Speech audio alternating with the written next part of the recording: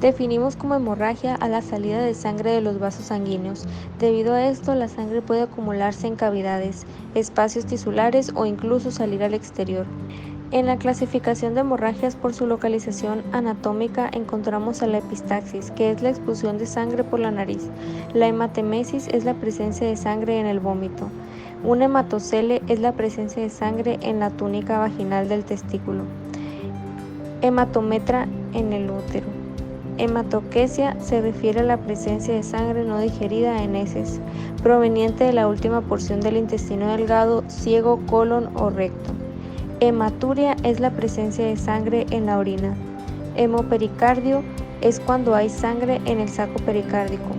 Hemoperitoneo o hemoabdomen cuando hay sangre en cavidad abdominal. Hemoptisis a la expulsión de sangre por la boca, proveniente del pulmón.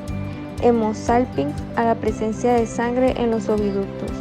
Hemotórax a la presencia de sangre en cavidad torácica.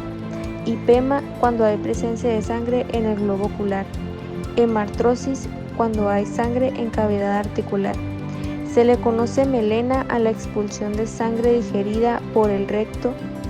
Púrpura hemorrágica se define como múltiples hemorragias en superficies serosas, mucosas y piel. Según su magnitud, las hemorragias se clasifican en petequias cuando son pequeños puntos hemorrágicos, también llamados cabeza de alfiler, no mayores de 2 milímetros de diámetro.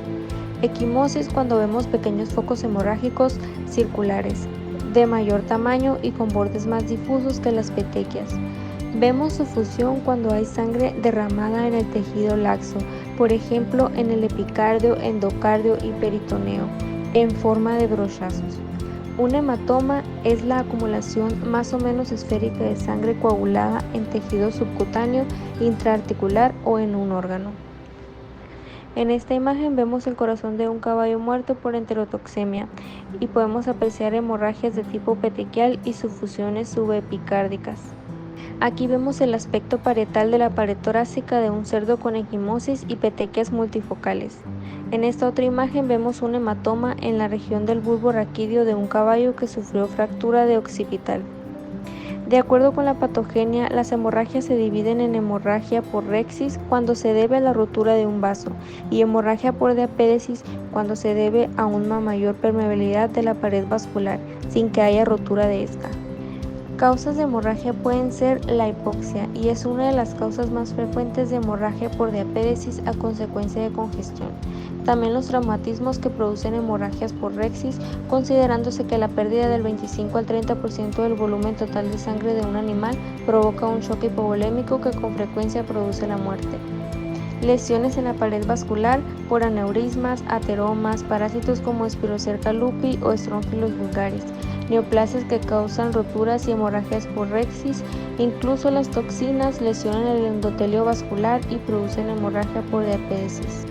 Existen factores que por diferentes mecanismos interfieren con la coagulación sanguínea y pueden ser causas de hemorragia, por ejemplo, las deficiencias de protrombina y otros factores de la coagulación en padecimientos hepáticos graves, deficiencias de fibrinógeno, hipocalcemias e incluso deficiencias de vitamina K y C. También puede causar hemorragia procesos alérgicos ya que provocan permeabilidad capilar y hemorragias agónicas y se presentan en animales que mueren después de un estado agónico prolongado y se deben a hipoxias o anoxias. La trombosis es un trastorno que se caracteriza por la formación de un coágulo en la luz de un vaso y adherido a su pared. Este coágulo recibe el nombre de trombo.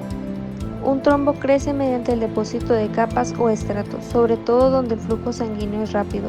El daño al endotelio induce el depósito de plaquetas acompañado por el depósito de fibrina y leucocitos, después por mayor depósito de fibrina.